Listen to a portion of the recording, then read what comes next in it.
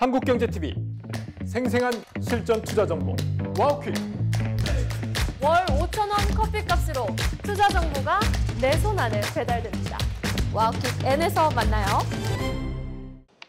오늘장 흐름을 전일장과 간밤 나온 이슈들로 예상해보는 시간, 오늘장을 움직이는 이슈 심수연입니다. 섹터별 이슈들부터 개별 기업 실적 전망까지 다양한 이슈들을 모아봤습니다. 먼저 전일장 핵심 이슈들부터 짚어보겠습니다. 우선은 전일장 바이오주들 흐름부터 체크해봅니다. ABL바이오가 일라이릴리와의 대형 기술 수출 계약을 발표하며 이틀 연속 상한가를 기록했습니다. 훈풍은 바이오주 전반으로 번졌는데요. 셀루메드, 큐리언트, 이뮤노온시아 등이 강세 보였고 신규 상장한 큐리오시스는 공모가 대비 4배인 따따블에 성공했습니다. 전문가들은 그동안 반도체나 조선에 밀려 소외됐던 바이오에 드디어 순번이 왔다는 진단을 내놨는데요. 미국의 약가 규제 불확실성 완화와 금리 인하 기대까지 맞물리며 투자 환경도 개선됐다는 분석입니다. 관련해 증권가에서는 내년에 국내 바이오주들이 후기 임상을 시작하는 만큼 바이오주를 계속해서 주시할 필요가 있다는 조언을 내놨습니다. 다음으로는 조선주를 둘러싼 두 가지 굵직한 이슈들을 짚어보겠습니다.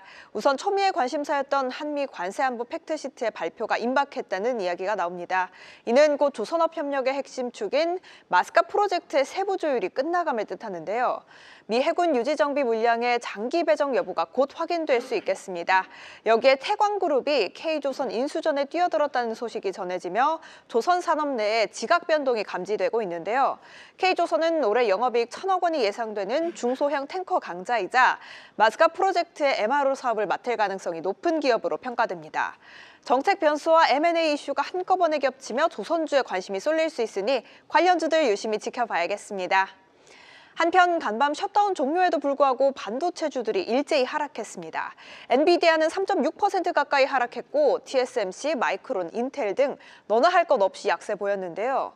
IMF와 BOE가 동시에 AI 버블 가능성을 언급한 데다 골드만삭스는 향후 2년 안에 최대 20% 조정 가능성을 경고하며 차익 매물이 출회됐습니다. 일본의 대표 반도체 메모리 기업 키옥시아의 실적도 부담을 보탰는데요. 키옥시아는 어제 회계연도 2분기 순이익이 62% 급감했다고 밝힌 바 있습니다. 오늘 우리 시장 반도체주들의 흐름도 걱정하지 않을 수 없는 상황인데요. 더 자세한 전망 이어지는 분석에서 살펴보시죠. 간밤 뉴욕 증시에서 반도체주 그리고 기술주들이 크게 흔들렸다 보니 진단부터 함께 들어봐야 될 것 같습니다. 반도체 업황과 관련해서 일본 키옥시아 실적을 이야기해야 될 것 같은데요.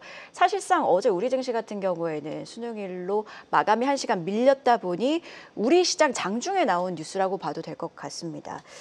미국 반도체주들 일본 키옥시아 실적을 소화하면서 마이크론 그리고 샌디스크와 같은 종목들이 크게 밀린 상황입니다. 키옥시아 실적 어떻게 보셨을까요?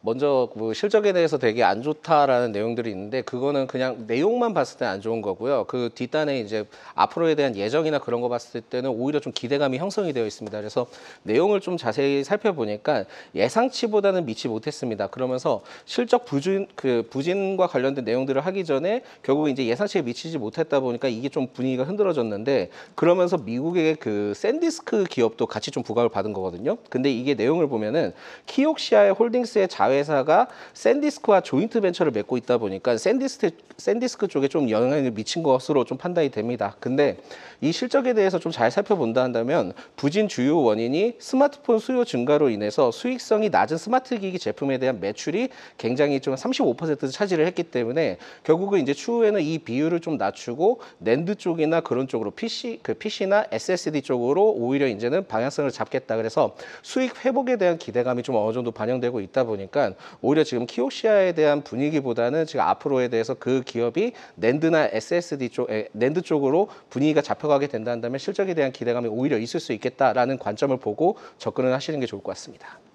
자, 이렇게 키옥시아 실적 짚어주셨는데 컨퍼런스 콜에서는 낸드 수요가 내년까지는 공급을 앞지를 것이다 이렇게 강조를 한 만큼 사실상 봤을 때는 이 실적은 키옥시아 개별의 문제 아닌가 이런 생각도 듭니다. 다만 지금 반도체 그리고 기술주 투자 심리에 강하게 영향을 주고 있는 건 AI 버블론 같거든요.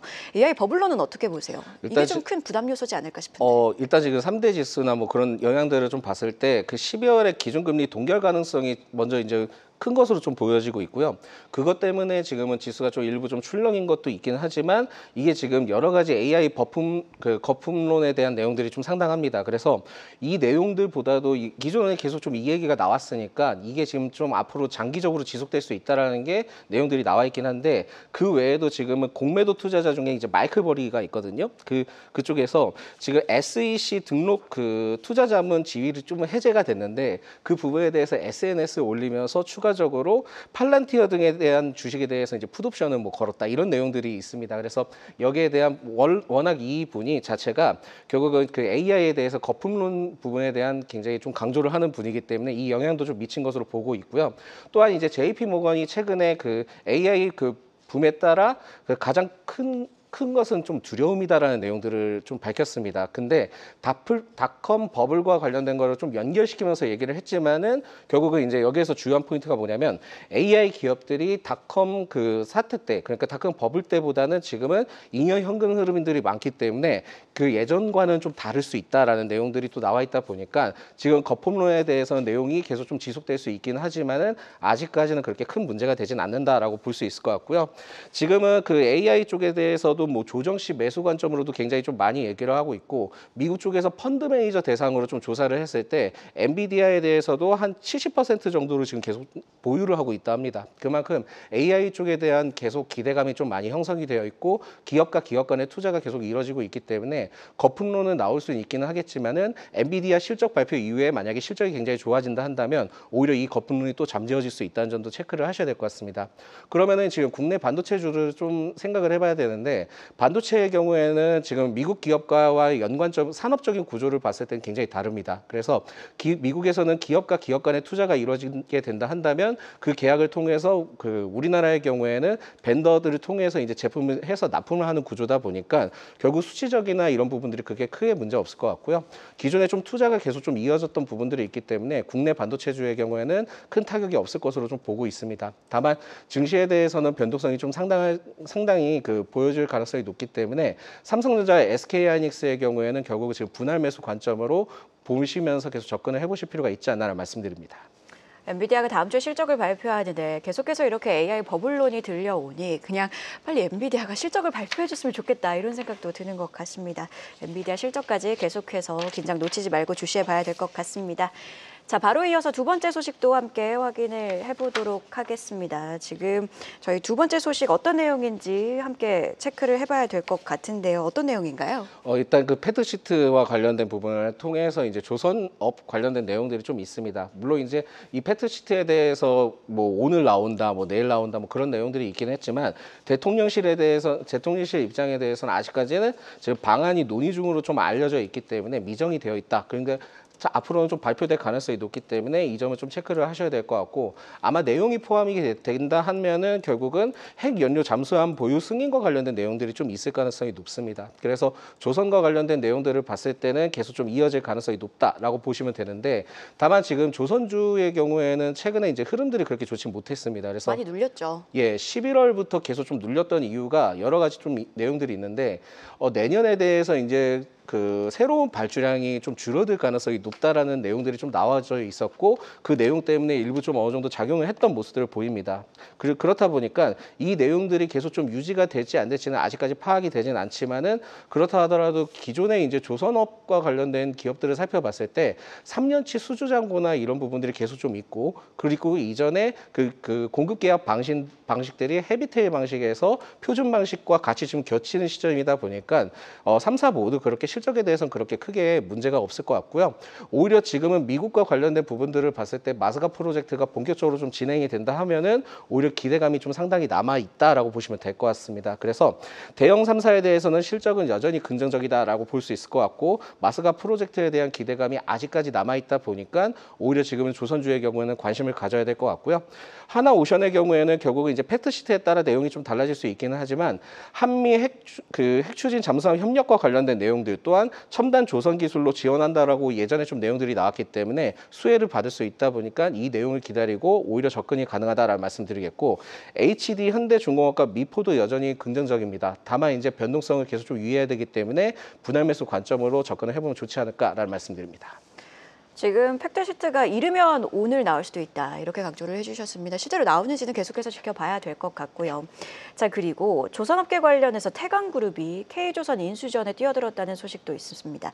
이 K조선 같은 경우에는 지금 MRO와 관련해서 핵심으로 좀 부각이 되고 있는 상황이고, 태광그룹 차원에서 보자면 애경그룹도 인수한 만큼 뭐랄까요, 사업의 포트폴리오를 다각화하고 있다 이런 느낌도 듭니다. 전반적으로 이 이슈는 어떻게 보셨습니까? 일단 그 태광그룹 자체가 공격적으로 M&A를 좀 진행하는 것 같습니다. 그래서 이번 내용들을 봤을 때 충분히 가능성이 있는 것 같고, 그리고 예비 인수 의향서를 좀 공동으로 제출을 했는데, 그렇게 된다 한다면은 이제 그 아마 본입찰이 내년 1월 정도 예상이 됩니다. 그래서 이러한 흐름들을 봤을 때 아직까지는 모멘텀이 상당히 남아 있는데, 일단 여기서 체크를 해야 될 게 뭐냐면은 이게 지금 뭐 헤드라인이나 여러 가지 봤을 때 그냥 태광이라는 내용들을 좀 많이 표시가 되어 있거든요. 근데 코스닥에 상자 있는 태광과 실제 태광그룹은 좀 다릅니다. 그렇다 보니까 이 부분들을 인지를 하셔야 되고, 지금은 코스닥의 태광이 아닌 태광산업으로 체크를 하셔야 된다라는 말씀을 드리겠습니다. 그래서 태광산업으로 좀 생각을 하게 된다면 오히려 지금은 애경산업에 대한 인수 부분들, 또한 이지스 자산운용에 관련된 뭐 인수 가능성도 내용들이 나오고, 만약에 이 부분들을 통해서도 K조선을 인수하게 된다면 기대감이 상당히 있을 수 있다 보니까 1월에 이제 본격적으로 입찰이 진행되는 시점을 봤을 때는 오히려 지금은 태광산업도 긍정적으로 좀 보고 접근이 가능하지 않을까라는 말씀드립니다. 이름이 비슷하다 보니 헷갈릴 것 같습니다. 코스닥 태광이 아니라 코스피에 상장된 태광산업이다 강조를 해주셨습니다. 자, 이어서 추가로 시장은 어떤 뉴스를 주목하고 있는지도 확인해 보시죠. 심수영 캐스터 다시 연결합니다. 오늘 장을 움직일 이슈들 추가적으로 짚어봅니다. 이재용 삼성전자 회장과 김동관 한화그룹 부회장이 오는 19일 아랍에미리트를 방문한다는 소식이 들려왔습니다. 두 사람을 포함해 기업인 약 15명이 아랍에미리트에서 주최하는 한 아랍에미리트 비즈니스 라운드 테이블 행사에 참석할 예정인데요. 참석 기업들 조금 더 자세히 짚어보면요. 첨단 기술 분야에선 삼성전자, SK, 현대차 등이, 방산에선 한화, HD현대, LIG 등이 참석할 예정이고요. 에너지 분야에선 두산에너빌리티, 한국전력 등이 포함된 것으로 전해집니다. 중동에서 인기가 많은 불닭볶음면을 생산하는 삼양식품도 명단에 올랐는데요. 해당 행사에서 어떤 논의가 오갈지 주목해봐야겠습니다. 어제 장 마감 직후에 들려온 소식도 하나 짚어보겠습니다. 고리 2호기의 설계 수명 만료 2년 반 만에 계속 운전 허가가 떨어졌습니다. 이번 허가에 따라 고리 2호기의 수명은 설계 수명 만료일로부터 10년 늘어나 2033년 4월까지로 연장됐는데요. 다만 재가동은 바로 이루어지진 않고요. 현장 점검을 통해 설비 교체가 제대로 됐는지 원안위가 다시 확인해야 합니다. 그래도 시장에선 이번 결정이 원전 생태계 전반의 불확실성을 상당 부분 걷어냈다는 평가가 나오는데요. 오늘장 원전주들이 모멘텀 받아 힘차게 출발할 수 있을지 주목해봐야겠습니다. 한편 어제 장 후반 HMM이 3분기 영업이익이 80%나 급감한 실적을 내놓으며 약세 보였습니다. 특히 미중 갈등으로 미주향 물동량이 줄어든 데다 선봉량이 계속 늘며 운임까지 무너진 점이 큰 타격을 입힌 것으로 나타났는데요. 상하이 컨테이너 운임지수도 전년 대비 절반 수준으로 주저앉았고, 예상치 대비 영업이익은 무려 55% 낮았습니다. 수요가 줄고 공급은 계속 늘다 보니 업계에서는 당분간 반전 재료가 없다는 진단까지 나오는데요. 더 자세한 전망 이어지는 분석에서 확인해 보시죠. 지금까지 심수연이었습니다. 원자력안전위원회가 고리 2호기의 계속 운전을 의결했습니다. 자, 계속해서 다음 달 가동 중단 예정인 2호, 3호기들도 추가 허가에 대한 기대감이 커지고 있는 상황입니다. 뉴스 자체도 원전주에 분명히 긍정적인 소식이지만 간밤 뉴욕 증시 흐름을 보면 오클로가 8% 빠졌고 또 뉴스케일 파워도 10.8% 밀렸거든요. 전반적으로 미국 증시 원전주 투자 심리는 좋지 못했습니다. 어떤 점들을 좀 봐야 될까요? 일단 이게 정부와 관련된 내용들이다 보니까는 일단 2호기에 대해서 계속 운전을 허가를 했다라는 것을 봤을 때는 우리나라 원전주에 대해서는 분위기가 좀 더 다르게 이어질 가능성이 높습니다. 그래서 앞으로에 대한 지금 또 기대감이 형성이 되는 게 뭐냐면은 고리 3호기, 4호기 그리고 한빛 1호기에 대해서도 결국은 계속 운전이 가능할 수 있지 않을까라는 내용들이 좀 부각이 받고 있거든요. 그래서 내용을 좀 살펴보니까 고리 3호기의 경우에는 24년 9월에 좀 종료됐었고요. 있고요. 4, 5기의 경우에는 2025년 8월에 종료됐고 한빛 1, 5기의 경우에는 2025년 12월에 종료가 좀 예정이 되어 있습니다. 근데 계속 운전에 대해서 신청을 좀 어느 정도 진행한 부분들이 있기 때문에 만약에 이번에 2, 5기에 대해서 이 부분들이 됐다 한다면은 앞으로에 대한 기대감이 계속 좀 형성될 수 있지 않겠냐라고 해서 원전주에 대한 분위기가 계속 좀 연출될 수 있겠다라고 보시면 될 것 같습니다. 뭐 현 정부에 대해서는 뭐 원전에 대한 부분이 굉장히 좀 소극적이다 뭐 내용들이 나와 있긴 하지만 그 내용들이 사실상 아니고 이게 재생에너지와 기존 원전을 합한 에너지 믹스 정책을 좀 고수를 하고 있기 때문에 아마 신규 원전을 세우기보다는 기존에 있던 부분들을 활용을 하면서 진행할 가능성이 높다 보니까 분위기에 대해서 그렇게는 나쁘진 않은 편이다라는 말씀을 드립니다. 결국 간밤 뉴욕 증시에서 뭐 근로를 비롯한 원전주가 밀렸던 것보다는 정책 모멘텀이 붙었기 때문에 간밤 뉴욕 증시에서 관련주 하락을 노이즈로 봐야 된다 이런 의견이신 것 같습니다. 자, 그렇다면 현 시점 원전주 투자 전략과 관련해서 신규 접근이 가능하다고 보고 계신 종목 있으실까요? 저는 오히려 지금은 미국에 대해서 원전 기대감이 계속 형성이 되어 있고 그러면 그 관계도를 따졌을 때는 오히려 국내 연관된 기업들을 좀 살펴봤을 때 현대건설도 매력적이고요. 두산 에너빌리티 그리고 한국전력 이 세 기업은 계속 좀 체크를 하셔야 될 것 같습니다. 그래서 현대건설의 경우에는 최근에 그 미국의 웨스팅하우스 전 부사장을 좀 영입을 했던 부분들을 봤을 때는 좀 연관성이 있을 것 같고 페르미 그 아메리카와 그 용역 계약을 좀 체결을 했던 이력들이 있다 보니까 오히려 기대감이 좀 상당할 것으로 보여지고 있고요. 두산 에너빌리티의 경우에는 국산 가스터빈 수출에 대해서 시동을 걸었던 내용들이 굉장히 좀 포인트가 될 것 같고 그리고 한국전력은 결국은 이제 원전에 굉장히 좀 큰 특화되어 있는 부분들이 있기 때문에 이 세 기업의 경우에는 관심을 계속 좀 가져보실 필요가 있을 것 같습니다. 네, 계속해서 미국 밸류체인에 탑승한 기업들은 지켜보자 이런 의견까지 들어봤습니다. 마지막으로 실적 하나 확인해 보도록 할 텐데요. HMM 실적 확인을 해보도록 하겠습니다.